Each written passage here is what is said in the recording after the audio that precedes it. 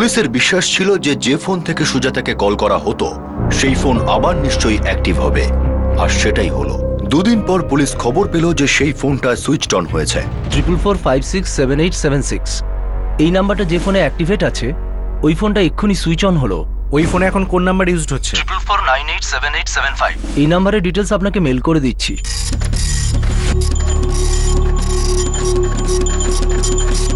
ফোনটা কোনো এক অভিনয় ত্রিপাঠী ইউজ করছে এখন। অ্যাড্রেস 17/6 সুমেননগর, ফতেপুর। নিয়ে এসো একে, দেখা যাক এই অভিনয় এই মার্ডারে কেমন অভিনয় করেছে।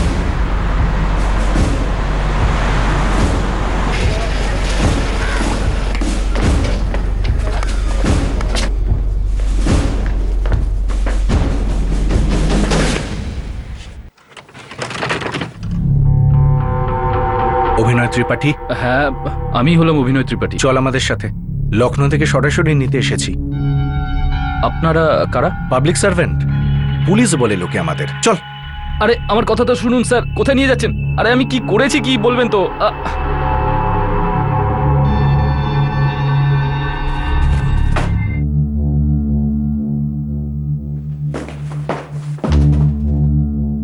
বস বস বস। অভিনয় ত্রিপাঠী, রিল্যাক্স রিল্যাক্স। আমি কিছু প্রশ্ন জিজ্ঞেস করব, আর একটা হাম্বল রিকোয়েস্ট আছে। স্যার আমার খুব চিন্তা ভাবনা করে উত্তর দিবি অভিনয় ত্রিপাঠী। আর আমার সামনে তো অভিনয় একদমই করবি না। সত্যি করে বল, কেন মেরেছিস সুজাতা গুপ্তাকে? স্যার আমি একজন দিনমজুর স্যার। আমি কাউকে কেন মারতে যাব, আর কি কারণে মারবো বলুন? সেটাই তো আমিও জিজ্ঞেস করছি অভিনয় ত্রিপাঠী, যে কেন মেরেছিস সুজাতা গুপ্তাকে? আমি কাউকে মারিনি স্যার। ঠিক আছে, এখন দেখছি তুই চিৎকার আগে আমাদের শোনাবি, তারপর সত্যি শোনাবি, যেমনটা তোর ইচ্ছা। প্রমোদ স্যার। মুস্তাককে ডাকো।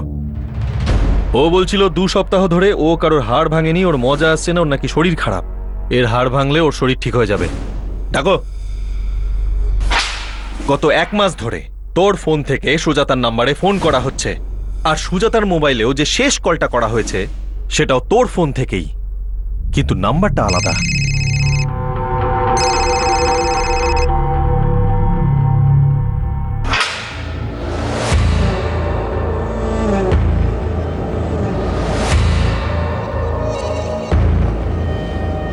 মুস্তাক, ইনি হলেন অভিনয় ত্রিপাঠী বাবু। খুব জোর আছে এনার হাড়ে। বলছিল মুস্তাক আমার কিছুই করতে পারবে না। একবার দেখো।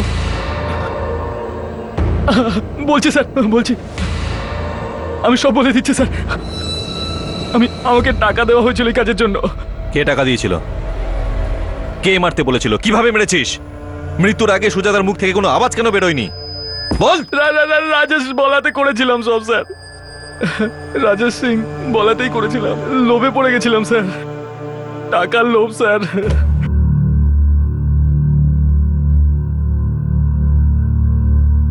কি দেখছিস বে? এখানে পুরো 10,000 টাকা আছে। কি করতে হবে? কি আর কাজ, খতম করতে হবে একটা মহিলাকে। আরে শালা কি করছিস তুই? পাগল শালা, তোর মাথা খারাপ হয়ে গেছে নাকি? আরে তুই পাগল হয়ে গেছিস নাকি? ছোটখাটো চুরি ঠিক আছে, খুনটুন আমি করতে পারবো না। পাগল নাকি? আরে বেটা, কতদিন তুই আর ছোটখাটো চুরি করবি বলতো? বড় হাত মার, বড় বড় লোক হওয়ার চক্করে শালা একেবারে শ্রীঘরে গিয়ে পড়তে হবে, আর বাকি জীবনটা ওখানেই কাটবে আমার। তোর টাকা আমার চাই না ভাই, তোর টাকা তুই নিজের কাছে রাখ। এই খাওয়া দাওয়ার পয়সা আমি দিয়ে দিচ্ছি। আরে শালা চুপচাপ বস এখানে, বস। আরে ভালো করে শোন, ধরা পড়লে তবেই তো জেলে যাবি না। আগে প্ল্যানটা শুনে নে, তখন কাজটা জলের মতো পরিষ্কার হয়ে যাবে। একটা ইঁদুর মারার থেকেও সহজ কাজ রে ভাই এটা। এবার ফাইনাল বল, তুই কাজটা করবি কি করবি না। এক বেশি ভাবিস না, মালও কি নিজে কিন্তু খুব কম লোকের কাছেই যায়। বেশি ভাবলে কিন্তু মাল পালিয়ে যাবে। ধরে ফেল। এই তো। আর শোনো বাবু, কালকে তোমাকে আমি স্বীকার করা বাড়িটা দেখাবো। এই হলো সুজাতা গুপ্তার বাড়ি। চল চল।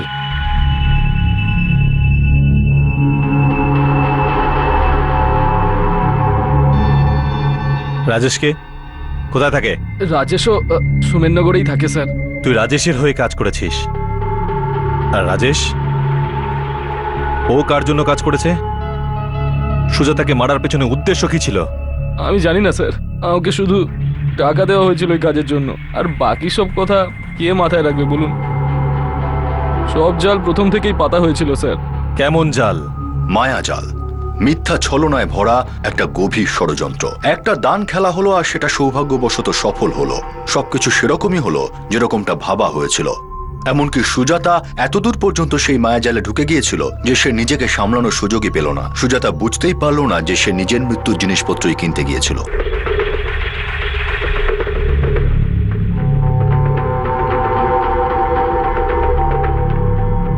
সুজাতা তোকে আগে থেকে চিনতো না, কিন্তু হঠাৎ করেই তোর সাথে রোজ কথা বলতে থাকে। কি এমন বলেছিলি তুই? কি বলেছিলি যাতে ও তোর কথা রাজি হয়েছিল? বল। মায়া। মায়া? মায়া? সে আবার কি? সুজাতা গুপ্তাকে বশে করার মন্ত্র এটা, আর এই মন্ত্রটা তোকে সুজাতা গুপ্তার উপর ঝাড়তে হবে। বাবু, ধিমে আছে এই রুটিটা সেঁকতে হবে, তবে গিয়ে এই মন্ত্রটা আস্তে আস্তে নিজের কাজ করা শুরু করবে। রাজেশ আমাকে বলেছিল দুপুরের সময়টা ভালো। ওই সময় সুজাতা একদম একা বাড়িতে থাকতো। বাচ্চারা সবাই স্কুলে আর শাশুড়ি সৎসঙ্গে। তুই রোজ ওই বাড়িতে যেতিস? হ্যাঁ স্যার, ধরুন প্রায় আর ও রোজ। তোকে ঢুকতে দিত? হ্যাঁ স্যার। কেন?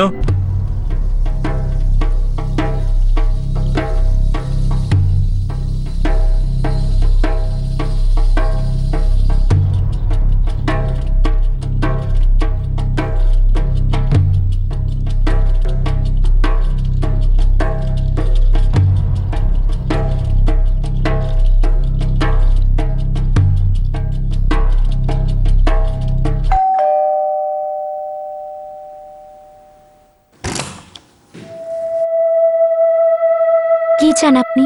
অনেক দূর থেকে এসেছি আর খুব খিদে পেয়েছে আমার। একটু খাবার পাবো? একটা সাধুকে ভিক্ষে দিলে পূর্ণ হবে তোমার। 1 মিনিট, আমি আসছি।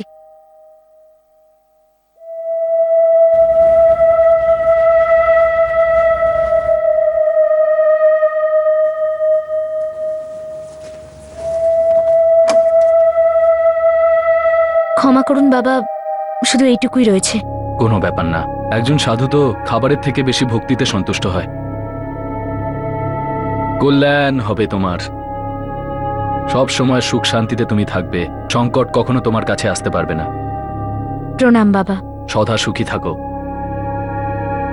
তোমার এই ভক্তি দেখে আমি মুগ্ধ হয়ে গেছি, কিন্তু আমার মনে হচ্ছে তুমি কষ্টে আছো। তোমার চোখই বলে দিচ্ছে তুমি কষ্টে আছো।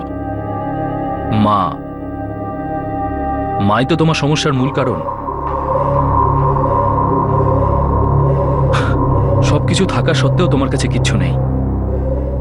একটা ভয় তোমাকে তাড়া করে বেড়াচ্ছে, এইসব কালো শক্তির ভয়। এইসব ওই মায়ারই প্রকোপ বলতে পারো। সাবধানে থেকো ওই মায়ার থেকে, সদা সুখী থেকো।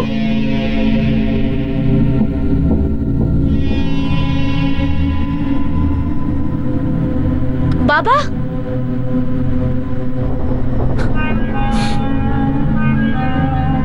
আপনি সব কিছু কি করে জানলেন? একেবারে ছোটবেলা থেকে সাধনা করার ফলে আমি সিদ্ধি লাভ করেছি। মুখ দেখে আমি বইয়ের মতো পড়ে ফেলতে পারি। তোমার সংসারে যে সংকট তৈরি হয়েছে না, সেসব ওই মায়ের জন্যই হচ্ছে। কি সত্যি বলছি তো আমি? হ্যাঁ বাবা, আপনি একদম ঠিক বলছেন। তোমার ব্যথা আমি পরিষ্কার বুঝতে পারছি, আর আমি পরিষ্কার এটাও বুঝতে পারছি যে তোমার ওই ব্যথা আরো বাড়তে চলেছে। বাবা, আমাকে সাহায্য করুন। অবশ্যই করব।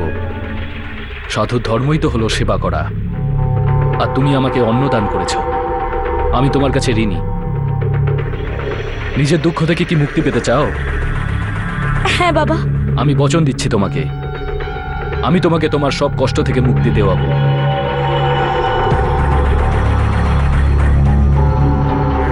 আমার বাড়ির লোক খুব ভেবেচিন্তেই আমার নাম রেখেছে অভিনয়। কি দারুণ অ্যাক্টিং করেছি রে ভাই। ছোটবেলায় যখন নাটক করতাম না, সেইটা কাজে দিচ্ছে। তার মানে এই যে শিকার একদম মায়াজালে ফেসে গেছে। একদম। শুরুটা ভালো করেছিস, কিন্তু একটা কথা মন দিয়ে শোন, এখন আমাদের ওর বিশ্বাসকে ধীরে ধীরে আরো মজবুত করতে হবে। যতক্ষণ না ওর এই বিশ্বাস অন্ধবিশ্বাসে পরিণত হচ্ছে। আচ্ছা, আর একটা কথা মন দিয়ে শোন, ওকে ফোন করার জন্য তুই এই সিম কার্ডটা ব্যবহার করবি, আর এই নাম্বারটা দিয়ে শুধু ওকেই ফোন করবি, আমাকে না। তারপর ওই সিম কার্ড দিয়ে সুজাতার সঙ্গে কথা বলা শুরু করলাম। সব একদম প্ল্যান মাফিকই চলছিল। সবকিছু? আরে দেখ, সবকিছু যদি প্ল্যান মাফিক চলতো না, তাহলে তুই এখন এই অবস্থায় থাকতিস না। তারপর বাবাজি আর কি চমৎকার করেছেন আপনি, সেটাও বলে ফেলুন। তারপর আমার ওর বাড়িতে যাওয়া আসা শুরু হয়ে গেল। আশেপাশে যাতে না কেউ দেখতে পায় সেভাবেই যেতাম। আর আমি তখনই যেতাম যখন বাড়িতে কেউ থাকতো না। ওর ভরসা হতে শুরু করেছিল যে ওর জীবন আমি বদলে দিতে পারবো।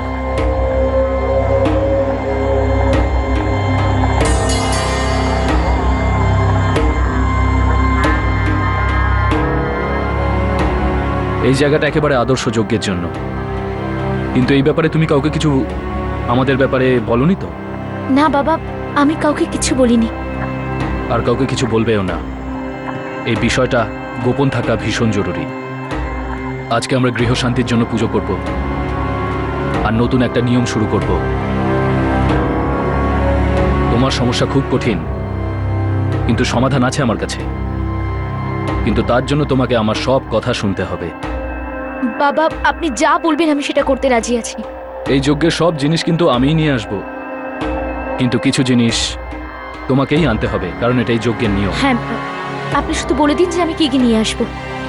3 রকমের ফল, একটা সুপারি, আর একটা সিঁদুরের ডিব্বা, আর একটা নাইলনের দড়ি।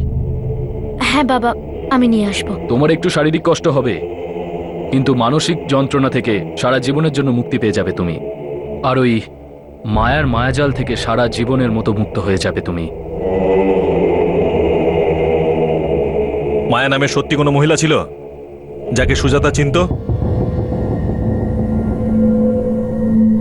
জানি না স্যার, কিন্তু আমারও ওরকম মনে হয় যে ওই নামে কেউ ছিল, কিন্তু কোনোদিনই জানতে পারিনি যে ওই মায়াটা কে আসলে। অঙ্কুরকে ডাকো, ও নিশ্চয়ই চেনে এই মায়াকে। স্যার, হ্যাঁ, তুই বলতে থাক। তারপর কি করলি? তারপর মানে ওই যজ্ঞ শুরু করে দিলাম রান্নাঘরে।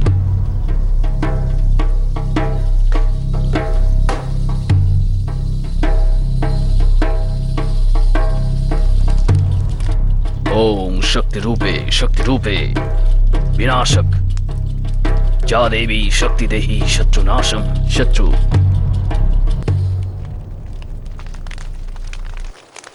তোমার স্বামী তোমার সঙ্গে আবার ঝগড়া করেছিল?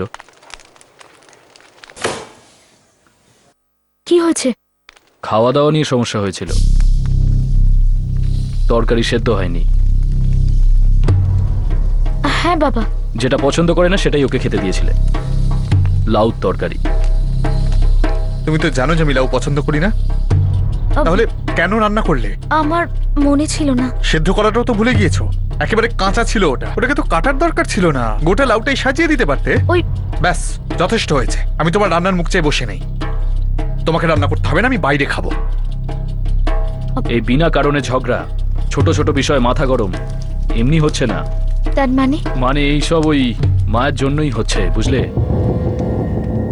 মায়া তোমার স্বামীকে নিজের বশে করে নিয়েছে, ওর মন আর শরীরে পুরো কবজা করে নিয়েছে। আর এইসব সেই কারণেই হচ্ছে। ভুলে যেও না যে ছোট ছোট ফাটলও শক্তিশালী একটা বড় দেওয়ালকে ফেলে দিতে পারে। আর তোমাদের সম্পর্কের মাঝেও ঠিক এটাই হচ্ছে। বাবা, কোনো তো একটা উপায় বলুন সেটা আটকানোর, আমাদের দুজনের জীবন থেকে ওই মায়াকে বের করার। তোমার স্বামী মায়ার মধ্যে হারিয়ে গেছে একেবারে। ওই মানুষটা খারাপ নয়, আমি ওকে আবার ফিরিয়ে আনবো তোমার জীবনে।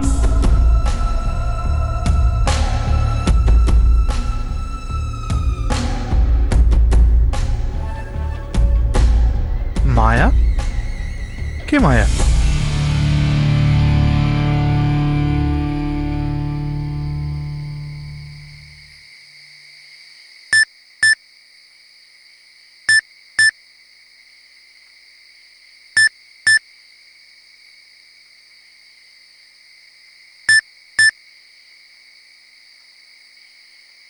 আমি তোমাকে খুব মিস করছি। রাতটা তোমাকে ছাড়া কত লম্বা মনে হয়।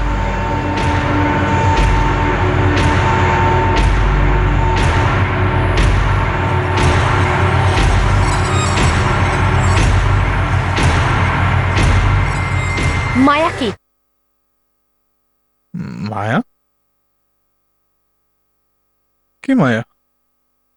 সেই মায়া যার রাত্রে মেসেজ আসে, যে তোমাকে ছাড়া ঘুমোতে পারে না, যে শুধু এটাই জিজ্ঞেস করে যে কবে নিজের বউকে ছাড়ছো। ক্লান্ত হয়ে গেছো, তাহলে বউকে ডিভোর্স কেন দিচ্ছ না? 6 মাস ধরে মেসেজ আসছে, তাই না? মনে পড়লো কে মায়া? তুমি আমার মেসেজগুলো পড়েছো? হ্যাঁ পড়েছি, সমস্ত মেসেজ পড়েছি আমি। এখনো বলো যে তুমি জানো না কে মায়া? আমি তো বললাম মায়া কেউ নয়। ওই মেসেজগুলো সিরিয়াসলি নেওয়ার দরকার নেই। সিরিয়াসলি নেব না? এই মেসেজের মধ্যে আমাদের ডিভোর্সের কথা হচ্ছে আর তুমি বলছো আমি সিরিয়াসলি নেব না? আমি তো বলছি সিরিয়াসলি নেওয়ার দরকার নেই। মায়া আমার বন্ধু, ওর ইয়ার্কি মারার স্বভাব রয়েছে। আচ্ছা, তুমিও ঠাট্টা করছো ওর সাথে? বললাম তো তোমায়, এটা ওর ছেলে মানুষই। হ্যাঁ, ছেলে মানুষই। আচ্ছা, তুমি তাহলে ওর সাথে ঠিক কি কি করো? মানে ওকে কোলে বসিয়ে খাবার খাওয়াও, ওকে বিছানায় শুইয়ে ঘুম পাড়িয়ে দাও, কি কি ছেলে মানুষই করো তো? চুপ! একটাও কথা নয়। ঝগড়া করাটা অভ্যেস হয়ে গেছে না? আমি তোমার সঙ্গে কোনো কথাই বলতে চাই না। সরে যাও সামনে থেকে। আমি সত্যিটা বলিনি সুজাতাকে। কবে থেকে চেনেন মায়াকে? 1 বছর ধরে। বন্ধুর বিয়েতে আলাপ হয়েছিল। এক্সকিউজ মি, আমি কি আপনাকে সাহায্য করব?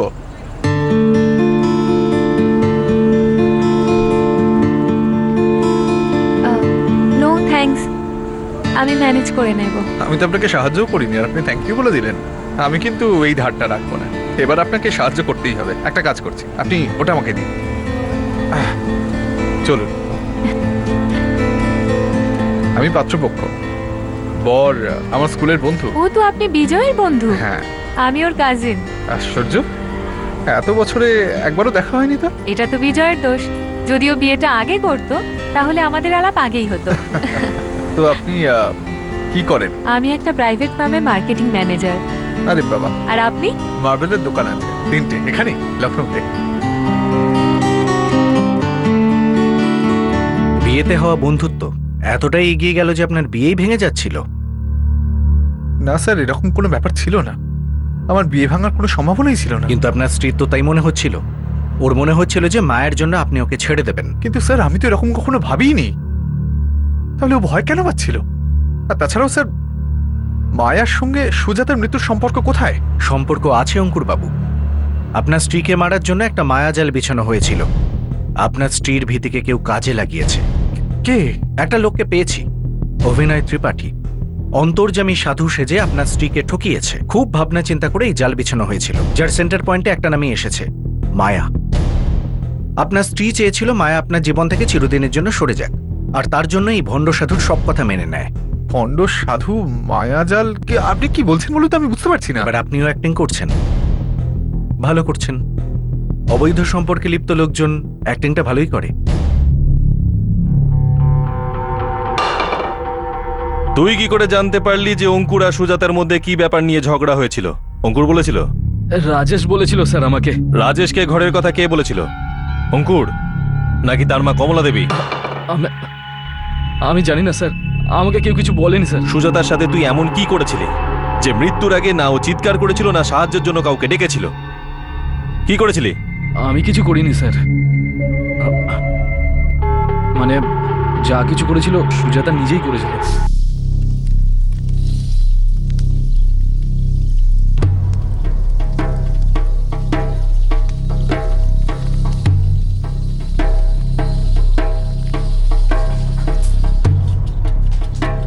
ভুলে যেও না যে এটাই তোমার কষ্টের ওষুধ। যখন সহ্য করতে পারবে না তখন ইশারা করো।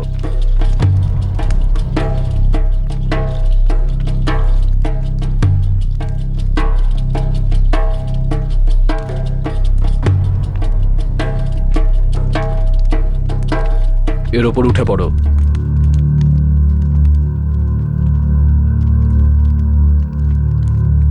এটা নিজের গলায় পরো আর খুব জোরে বাঁধো।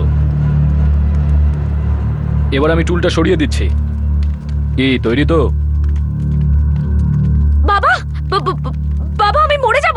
আরে কিচ্ছু হবে না তোমার, আমার উপর ভরসা করো তো। হ্যাঁ আছে, কিন্তু আমার ভয় করছে, যদি আমার দম বন্ধ হয়ে আসে তো। যে কষ্ট তুমি সারাদিন ভোগো সেই কষ্টের তুলনায় এই কষ্ট খুবই সামান্য। আর একটা কথা মনে রেখো, যতদিন এই কষ্ট তুমি সহ্য করে আসবে ততদিন ওই শয়তান মায়াকে সহ্য করতে হবে, ভুলে যেও না। আমি ওকে এমন শিক্ষা দেব ও নিজের ছায়াকেও লুকোতে পারবে না আমার থেকে। তুমি তো সেটাই চাও, তাই না? হ্যাঁ, কিন্তু আমার কিচ্ছু হবে না তোমার, আমি এই কাজ আগেও করেছি। দেখো, মন থেকে তুমি যদি এই ভয়টা না তাড়াও তাহলে মায়ার থেকেও কোনোদিন বাঁচতে পারবে না।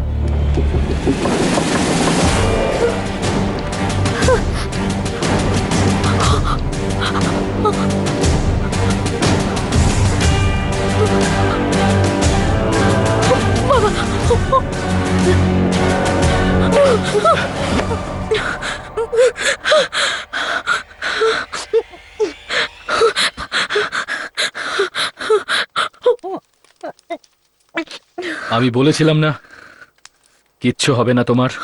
আমি তো ভয় পেয়ে গেছিলাম, আমার মনে হলো যে আমি তো মরেই যাব। ভয় পাবে এবার শুধু ওই মায়া। কিন্তু একটা কথা মনে রেখো, যত বেশিক্ষণ তুমি এই কষ্ট সহ্য করবে তার ঠিক ডবল কষ্ট ওই মায়াকে সহ্য করতে হবে।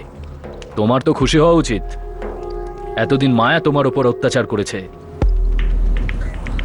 আজ প্রথমবার তুমি ওকে কষ্ট দিলে ওই শয়তান মায়াকে। প্রায় 1 মাস আগে আপনি আপনার স্ত্রীর সাথে ঝগড়া করেন টিফিনের তরকারি নিয়ে, ঠিক বলছি? হ্যাঁ হয়েছিল, কিন্তু আপনাকে কে বলল? কে বলেছে সেটা ছাড়ুন, আপনি এই কথাটা কি মায়াকে বলেছিলেন? আমি বারবার ভাবি সুজাতাকে কিছু বলবো না, কিন্তু এমন কিছু কিছু কাজ করে না যে না বলে থাকতে পারি না। আমি বুঝতে পারছি অঙ্কুর, যখন নিজের ঘরেই নিজের ভালো মন্দের গুরুত্ব পাওয়া যায় না তখন রাগ তো হবেই। অঙ্কুর, আমার মনে হয় কি জানো, সুজাতা তোমায় ভালোই বাসে না। ভালো তো আমিও বাসি না, খালি ওই লাকির জন্যই সম্পর্কটাকে টেনে নিয়ে যাচ্ছি। ভোগান্তির এক শেষ।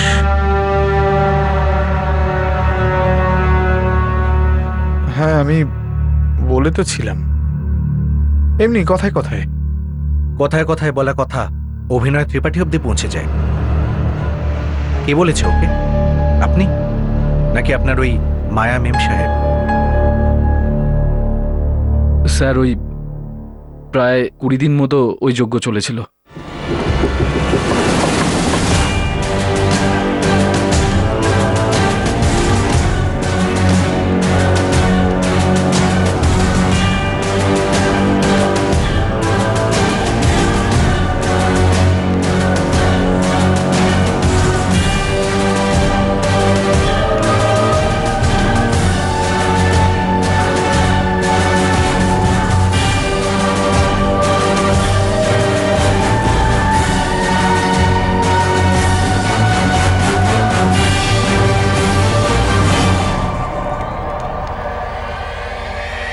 বাবু, লোহা কিন্তু গরম আছে, আর বেশি অপেক্ষা করিস না, হাতুড়িটা মেরে দে।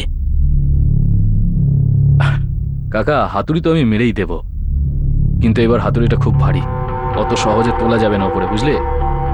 দেখ, প্রত্যেকবার যজ্ঞের ব্যাপারটা যদি অল্পের মতো হতো তাহলে আমি সামলে নিতাম, কিন্তু এইবারে যজ্ঞের জিনিস অনেক বেশি আসবে, অনেক কিছু সামলাতে হবে। আর একটা জিনিস গন্ডগোল হলে না, পুলিশ একেবারে রাম ধোলাই দেবে আমাদের। এবার আমার একটা লোক চাই। আমি আসবো না কিন্তু। আরে আমি তোর কথা বলছি না, আমার একটা 6 ফুটের লোক চাই, যাতে দড়িটাকে শক্ত করে বাঁধতে পারে। তোর হাতে কোনো লোক থাকলে বল।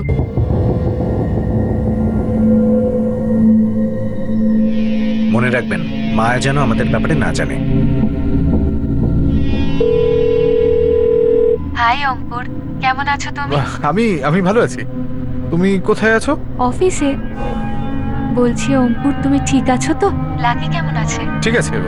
আমি তোমায় খুব মিস করছি। কবে দেখা করব আমরা? খুব তাড়াতাড়ি মায়া, আমি ফোন করবো তোমায়। কোথায় ওর অফিস? কাকে নিয়ে গেছিল সাথে করে? অভয় কাকাকে, নন্দকিশোর ত্রিপাঠী।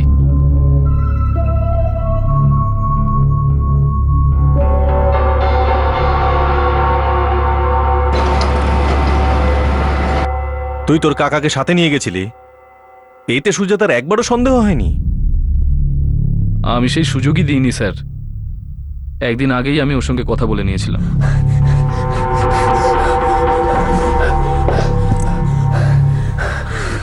যজ্ঞ শেষ হয়ে গেছে, খুব তাড়াতাড়ি তুমি মায়ের থেকে মুক্তি পেয়ে যাবে।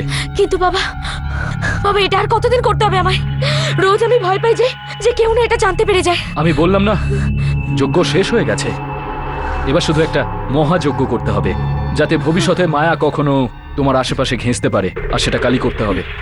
আগামীকাল আমার গুরুকে সঙ্গে করে নিয়ে আসবো। কিন্তু বাবা, কাল তো রবিবার, লাকি বাড়িতে থাকবে। দেখো, কালকের দিনটা ভীষণ শুভ, চেষ্টা করো যে শুভ কাজটা যেন কালই করা যায়। আচ্ছা ঠিক আছে, আমি চেষ্টা করব যাতে লাকিকে মায়ের সঙ্গে পাঠাতে পারি। কিন্তু বাবা, আমি মায়ের থেকে মুক্তি তো পেয়ে যাব না? এই সব কিছুর ফল তো পাবো না? কাজ করা শুরু করে দিয়েছে, তুমি কি কিছু বুঝতেই পারছো না? মানে তোমার স্বামী ঠিক সময় বাড়ি ফিরে আসছে না, আরো কিছু তুমি পার্থক্য বুঝতে পারছো না? হ্যাঁ, আপনি ঠিক বলছেন। আজকাল আমাদের ঝগড়াও খুব কম হয়, আর ও আমার সাথে ভালোভাবে কথাও বলে। কারণ মায়ার প্রকোপ কেটে যাচ্ছে এবার।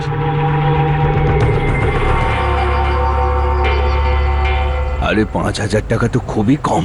আরে কাকা, একেবারে ইঁদুর মারার মতো একটা কাজ, তার জন্য 5,000 টাকা অনেক। ওরা তোকে কত টাকা দিচ্ছে? ঘোড়া ডিঙিয়ে ঘাস খেতে গেলে না সারা জীবন ঘাসই জুটবে না। সারা মাস ধরে দৌড়ে ওই কাজটা আমি জোগাড় করেছি। তুমি করতে হলে করো, নইলে আমি অন্য কাউকে খুঁজে নেব। আরে সেটা বলছি নাকি, কিন্তু এই ব্যাপারে যেন আমার নামটা না চড়ায়। কারো নাম আসবে না, এই হলো বাবার আশীর্বাদ।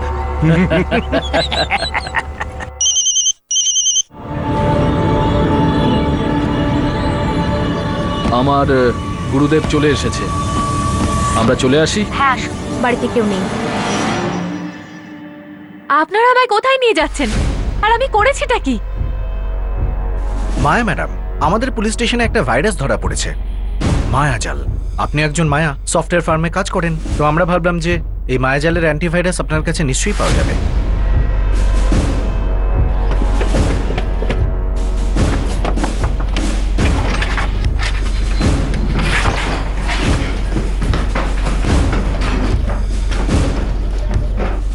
স্যার আমি কিছু করিনি স্যার। স্যার চল। কথাটা তো শুনুন। তোর কাকাকে কোথায় পাবো?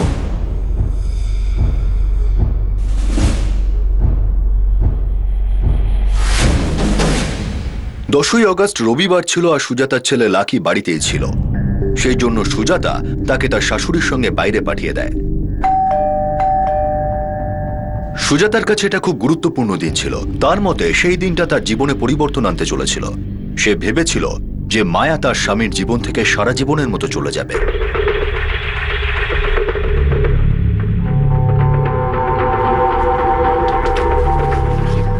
আসুন। বললেন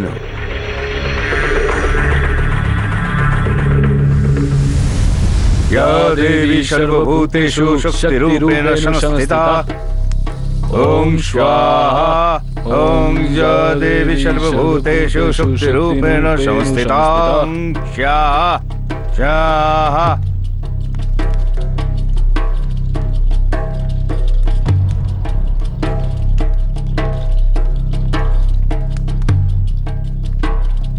আজ সম্পূর্ণ মায়াজাল ছিঁড়ে যাবে, তুমি মুক্তি লাভ করবে।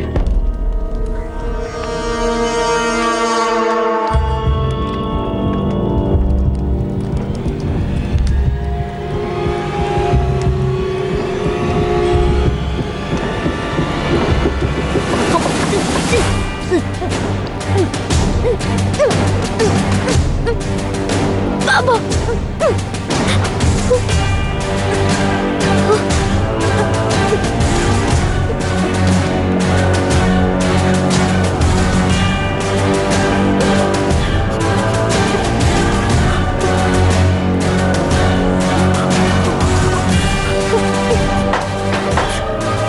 মৃত্যুর পর আর কোনো মায়া তোমায় বিরক্ত করবে না।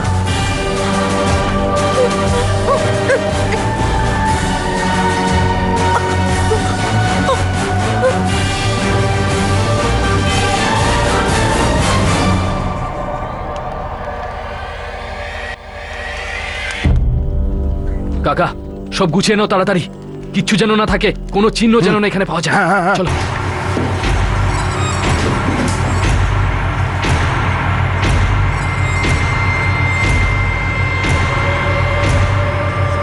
কাকা এলে, সব নিয়ে নিয়েছে তো? হ্যাঁ সব গুছিয়ে নিয়েছি, কিছু পড়ে নেই তো? আর কিছু নেই। তাড়াতাড়ি তাড়াতাড়ি চলো তুমি। কাকা, রাস্তা পরিষ্কার।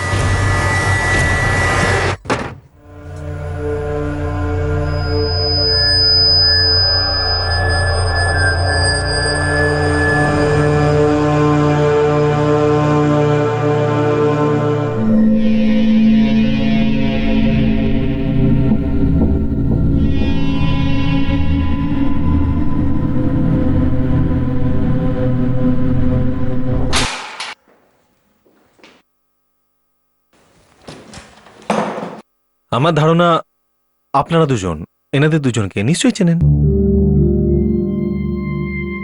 না স্যার, আমি চিনি না এদের। আমি তো সবে জানতে পেরেছি যে সুজাতা আমাকে লুকিয়ে কি কি করে বেড়াচ্ছিল। আপনি কি কিছু বলবেন মিস মায়া? তাছাড়াও আপনার তো কোনো জবাব নেই, চারিদিকে আপনার নাম ডাক ছড়িয়ে পড়েছে। স্যার, আমরা এই লোকগুলোকে কোনোভাবেই চিনি না। আমাদের বেকার ফাঁসানোর চেষ্টা চলছে। আমার কি লাভ হবে সুজাতাকে মেরে? আর যদি আমার কথায় বিশ্বাস না হয় তো এই লোকগুলোকে জিজ্ঞেস করে নিন, আমরা এদের চিনি না। ঠিক আছে, তাই হোক, আপনার কথাই মানলাম।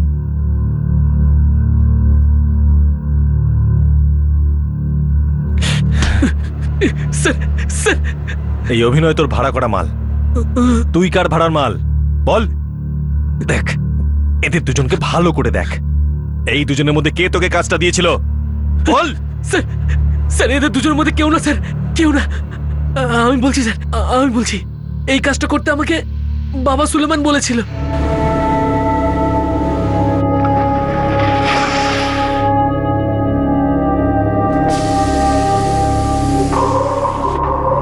সালাম বাবা।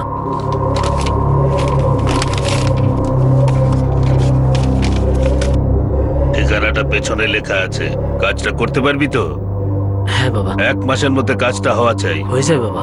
আর কোনো কিছু যদি জানবার দরকার হয় তাহলে আমাকে বলবি। ওই বাড়ির খবর আমি প্রতিদিনই পাই। কে এই সুলেমান? আর কি কাজ করে? স্যার উনি উনি একজন তান্ত্রিক। আমি আমি আমি আগে ওনার জন্য একটা দুটো ছোটখাটো কাজ করেছি। সুজাতা দেবীর বাড়ির ভেতরে সমস্ত খবর উনিই আমাকে দিতেন। আর আমি আমি আমি অভিনয়কে বলতাম। আমি শুধু এইটুকুই জানি স্যার। কোনো ব্যাপার না, এই সুলেমানকে তো আমরা খুঁজে বার করব। আর এই সুলেমানের পেছনে কে আছে তাকেও খুঁজে বার করব। স্যার, আমি আর কিচ্ছু জানি না স্যার, কিচ্ছু জানি না। সুলেমানকে কোথায় পাবো? স্যার, স্যার, সুলেমানকে কোথায় পাবো? আমরা এক্ষুনি বেরোচ্ছি। পাকা ইনফরমেশন পেয়েছি যে সুলেমান এখন কাকুরিতে রয়েছে। ওকে স্যার, আমার বোনের খুনিকে জানা গেছে। দেখুন, আপনার বোনকে কি করে মারা হয়েছে সেটা আমরা জানতে পেরেছি, কিন্তু এই কেসের মাস্টারমাইন্ড কে সেটা এখনো জানতে পারিনি আমরা।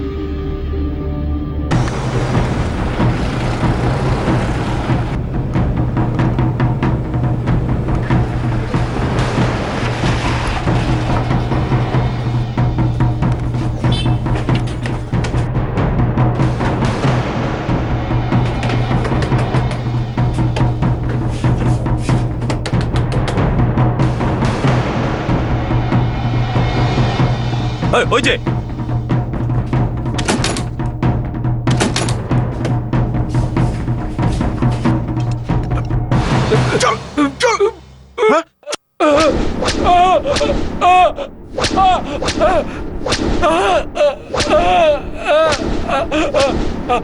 স্যার স্যার, বলছি স্যার, বলছি। চল বল, কে বুনেছিল মায়াজাল?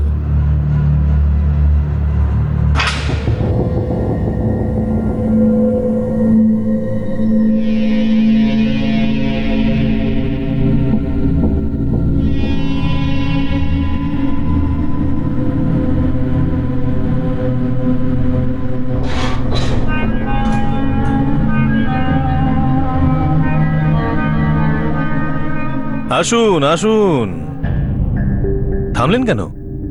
ওয়েলকাম।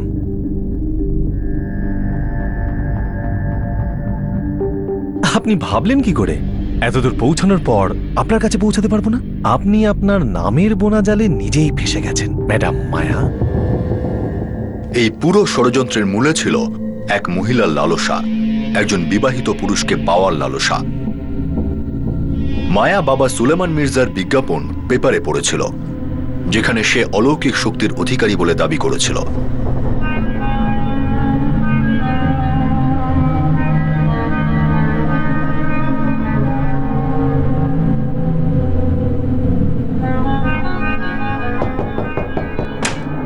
মায়া অঙ্কুরকে নিজের করে পাওয়ার জন্য সুলেমান মির্জার সাহায্য চায়। আমি সবকিছু করতে পারি, সবকিছু করতে পারি, কিন্তু খরচা অনেক আছে। মায়ের ওই সাধুর তন্ত্রশক্তির উপর ভরসা ছিল। তার বিশ্বাস ছিল যে ওই সাধুর কালা জাদু অঙ্কুরকে সারা জীবনের মতো তার করে দেবে। অঙ্কুর নিজে তার স্ত্রীকে ডিভোর্স দিয়ে দেবে, কিন্তু এরকম কিচ্ছু হলো না। বাবা 3 মাস হয়ে গেছে। আপনি যন্ত্র মন্ত্র তন্ত্র যা কিছু বলেছেন আমি সব কিছু করেছি, কিন্তু বাবা তাতে কোনো পার্থক্য হয়নি। সুজাতা ওর স্বামীকে আজও ছাড়তে রাজি হচ্ছে না, আর ও তো অঙ্কুরকে আমার বিরুদ্ধে কথা বলে। আর অঙ্কুরও, ও নিজের ছেলেটার জন্য সুজাতাকে ছাড়তে পারছে না। বাবা প্লিজ আমাকে সাহায্য করুন, আমাকে যেমন করে হোক অঙ্কুরকে বিয়ে করতে হবে। আমি জানি, আমি আমার রোহানি শক্তিকে কাজে লাগিয়েছি, কিন্তু ওই যে মহিলা, ও কোনো সাধারণ মহিলা নয়। ওর আশেপাশে দুষ্ট শক্তির পাহারা আছে, সেই জন্য ওর ওপর কোনো মন্ত্র কাজ করছে না। হয়তো ও জানে যে তুমি কি চাও। হ্যাঁ বাবা, ও জানে আমার কথা। ও এটাও জানে অঙ্কুর ওকে ভালোবাসে না, কিন্তু ও জেদ করছে শুধু শুধু। জীবন থাকলেই জেদ আছে, জীবন যদি শেষ হয়ে যায় তো সব শেষ। ৭৫,০০০-এ তোমার কাজ হয়ে যাবে। ওকে আমি এমন জায়গায় পাঠাবো যেখান থেকে ও আর কখনো ফেরত আসবে না, আর সবার মনে হবে ওই পৃথিবী ছেড়ে চিরকালের মতো চলে গেছে। মায়া খুব ভালোভাবেই জানতো যে সুলেমান মির্জা সুজাতাকে খুন করার কথা বলছে, কিন্তু অঙ্কুরকে নিজের করে পাওয়ার অন্ধ বাসনায় সে এই অপরাধে সায় দিয়ে দেয়। ঠিক আছে বাবা, আপনার যা যা করতে হয় আপনি করুন। আপনার টাকা আপনি পেয়ে যাবেন।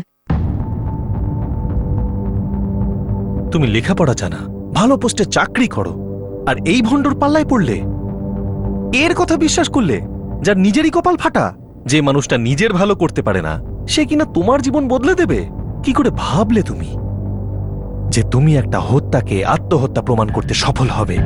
আমি অঙ্কুরকে মন থেকে ভালোবাসি, আর অঙ্কুর আমায়।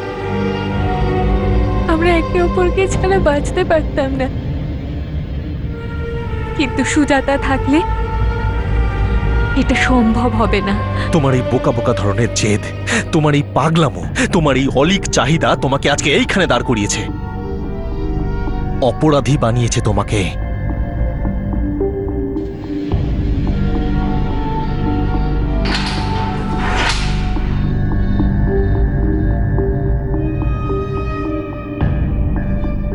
স্যার, মায়ার সাথে ওই অঙ্কুরও যুক্ত এই প্ল্যানে। দেখুন, আমি এটা মানছি যে শুরু থেকে আপনি আমাদের ঠিকই কথা বলছেন। আপনার চেষ্টার কারণেই এই কেসটা আত্মহত্যার কেস হিসাবে বন্ধ হয়ে যায়নি, কিন্তু এবার সত্যিটা তো আমাদের সামনে। অঙ্কুরের এই কেসে কোনো হাত নেই, পুরো প্ল্যানটাই মায়া বানিয়েছিল। এই কেসের সমস্ত অপরাধীকে আমরা অ্যারেস্ট করেছি। অভিনয়ের কাকা নন্দকিশোরও বেশি দিন পুলিশের থেকে লুকিয়ে থাকতে পারল না। অবশেষে পুলিশ তাকেও অ্যারেস্ট করল। হ্যাঁ, তবে অঙ্কুরও একজন দোষী। ও তোমার বোনের সাথে বিশ্বাসঘাতকতা করেছে। ওর এই অ্যাফেয়ারের জন্যই মায়া ওকে এতটা চেয়ে ফেলেছিল, আর তাই মায়া ষড়যন্ত্র করে তোমার বোনকে সরিয়ে দিতে। আবার দেখুন, আপনার বোনও মায়ার মতোই তন্ত্র সাধনা বাবার কথায় বিশ্বাস করে। সেও মায়াকে অঙ্কুরের থেকে দূর করতে যা কিছু করতে রাজি ছিল, আর ওনার এই জেদি ওনার মৃত্যুর কারণ।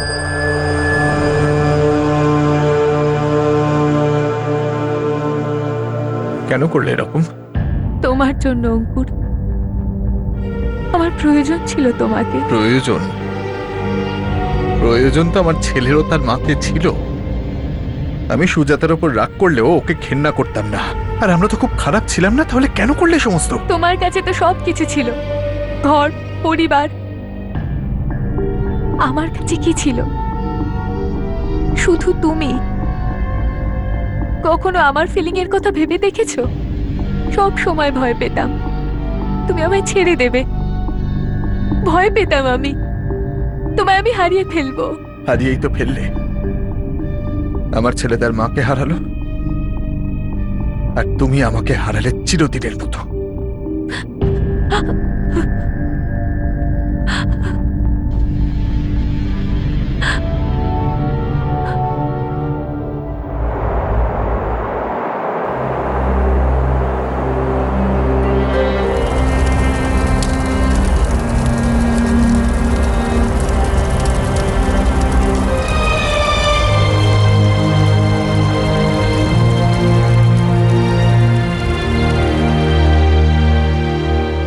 তন্ত্রমন্ত্র, কালা জাদু, ঝাড়ফুঁক এসবের দ্বারা কখনো কোনো লাভ হয় না। এর দ্বারা শুধু সেই ধান্দাবাজদের লাভ হয় যারা মানুষের দুর্বলতার সুযোগ নিয়ে তাদের ঠকানোকে নিজেদের পেশা বানিয়েছে। মায়ের এটা একেবারেই বোকামি ছিল যে সে ভেবেছিল সাধুর এই কালা জাদু অঙ্কুরকে সুজাতা থেকে আলাদা করে দেবে, আর সেই একই বোকামি সুজাতাও করেছিল। আর তার ফলাফল অন্ধ বিশ্বাস সুজাতাকে মৃত্যুর মুখে ঠেলে দিয়েছিল, আর মায়াকে জেলের অন্ধকারে। আকর্ষণ হোক লালসা বা সত্যিকারের ভালোবাসা, যদি কোনো বিবাহিত পুরুষ বা মহিলা এই অনুভূতি অন্য কোনো পুরুষ বা মহিলার প্রতি অনুভব করে আর অবৈধ সম্পর্ক তৈরি করে, তখন একটা বন্ধন ছিঁড়ে যায়, যা হলো বিয়ের বন্ধন। আর সেটা হলো বিশ্বাস।